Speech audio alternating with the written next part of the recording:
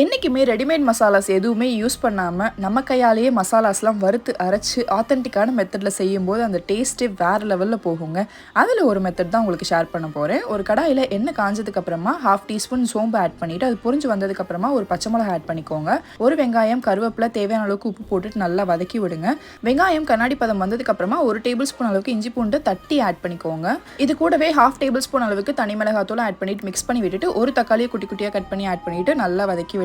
வெங்காயம் தக்காளி நல்லா வதங்கி வந்ததுக்கு அப்புறமா க்ளீன் பண்ணி வச்சிருக்கிற 1/2 கிலோ சிக்கனையும் ஆட் பண்ணிட்டு நல்லா மிக்ஸ் பண்ணி விட்டுட்டு கொஞ்சமா மஞ்சத்தூள் ஆட் பண்ணிட்டு தண்ணி பிரிஞ்சு வர வரைக்கும் வெயிட் பண்ணுங்க. தண்ணி பிரிஞ்சு வந்ததுக்கு அப்புறமா ஒரு 1/2 டம்ளர் மட்டும் தண்ணி ஆட் பண்ணிட்டு மூடி போட்டு வேக விட்டுருங்க. அதுக்குள்ள நம்ம மசாலா ரெடி பண்ணிடலாம். இதில் ஆட் பண்ணியிருக்க இன்கிரீடியன்ஸ் எல்லாமே நான் டிஸ்கிரிப்ஷனில் கொடுக்குறேன். இதை ட்ரை ரோஸ்ட் பண்ணி மிக்சியில் அரைச்சிட்டு சிக்கன் கூட ஆட் பண்ணிக்கோங்க.